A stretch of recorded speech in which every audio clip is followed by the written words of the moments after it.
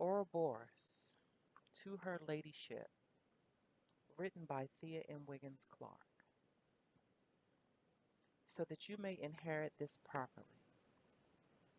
Numinous, Nuefri, love, self-succession, purpose drives, OPP, other people's principles, comeuppance, non-physical resistance, cosmic courage, cosmic compensation, cosmic comprehension. When the consequences for killing the mockingbird, the butterfly, and the raven activates a cosmic comeuppance. The presence of the new moon in Virgo, the Queen of Pentacles, is now upon us. Trust and bond. On January 30th, 1979, the ABC News television broadcast called Close Up aired a segment that tells about a 30-year search conducted by U.S. intel agencies to perfect mind control. At this time, she was only 7 years old. It would take her nearly 40 years to gain a sturdy sense of what was being presented in that segment and what it will truly mean to her overall personal development. She will eventually learn of many plots employed to control how she viewed and valued the various components of her existence. The implied fidelity between male and female within the human species has always involved the infamous falsehood of ownership. So much so that her foremothers have served as hidden figures by which many legacy foundations, treaties, trusts, and bonds have fed empires and groomed monarchs. For all sorts of classes, creeds, cultures, and covens, her foremothers have emotionally invested in the overwhelming theme from pawn to queen, thus withstanding all sorts of trials and errors, tests of time, and calls to duty to uphold this so-called treasured trajectory. Due to these generational enigmatic endowments, she too has undergone her fair share of tussling with reality and attempting to redefine her sentiments involving beauty, love, intelligence, tribe, authentic attraction, social placements, and her own pleasure principles. Thus, her eventuality suits her well.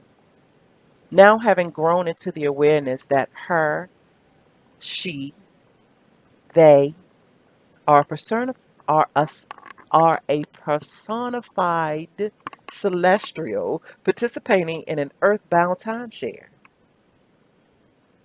She now having a better knowledge of social classifications, as well as the duality regarding private life versus public policy.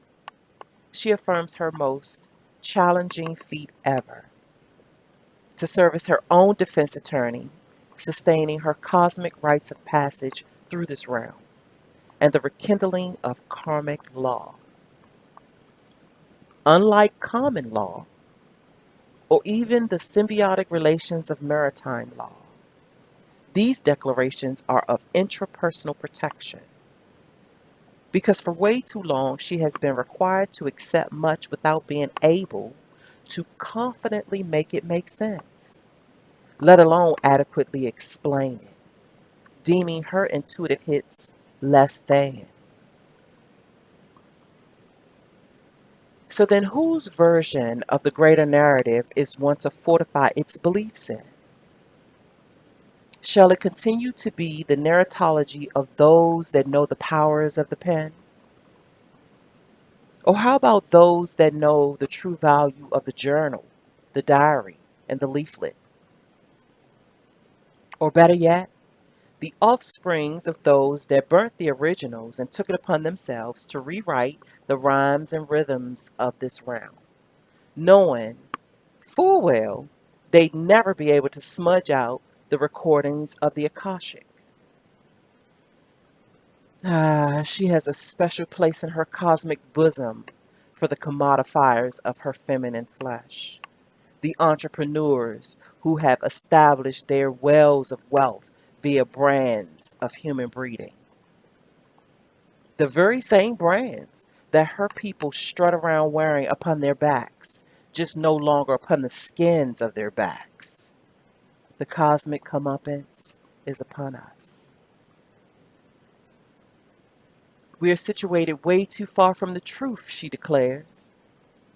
Who knew that the complementary laws of the society she'd be born into would sway the beliefs of over 90% of its societal mix and matrix? Who knew that the forces of this society's nature and nurture would develop into such an aggressive money agenda? This pursuit of personal satisfaction, linked to wealth fulfillment, linked to material gains, and then linked to her feminine infrastructure as a means to birth an entire human resource nation? Who knew? Who knew that the cosmic authenticity of her inner world would be deemed much less valuable than the pleasure principles of those that conjure law and legislature? Who knew that the natural frequencies that flow her libido would be likened to the elixir spoken about in the legends and myths of Shangri-La? Who knew that there would come a time when the male counterparts of her people would too figure her essence is something they are entitled to own? She takes note of the very moment when her foremothers began to reclaim the liberties of their legendary love languages, thus, their very existence being sanctioned evil. Who knew that one day she'd enter into an unconventional scholarship sparked by the teachings of Sister Myra Moss, Brother Bobby Hemmett, and Cameron Allen, to name a few, to eventually cross paths with an astro artisan named Gemini Brown. And together, these teachings will begin to highlight her in a manner that she would have never gained within a conventional classroom.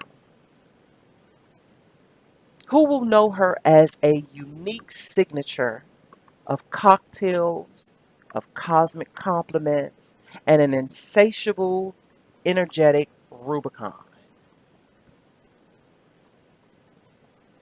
Who will know of all that she has had to muse and mix to help her properly comprehend, honor, align, and ultimately temper her seemingly random journeys into self discovery? Who knows where the true efforts of doing the work will lead the voyager? Through this acknowledgement, she continues to investigate the remains of a crumbling paradigm that demands she exists within an objectivized sense of sexual obligation. Betwixt, she obsessively stakes her life's work upon this great mystery, considering her social conditionings and her cosmic natures, all making demands upon her existence. They are forever pushing back upon her own rhymes and rhythms regarding social selection and pleasure principle. Is she not the driver of her own biological vehicle and the owner of her signature elixir? Is she not the sphinx of her cosmic city that flows of milk and honey? So why on earth must she get permission regarding the motifs of her femininity? Shucks, if she lucky, she'll find an alpha male to claim her, cultivate her chi, and gain her a wholesome, respectful identity. If not, she runs the risk of being shamed for not being tamed.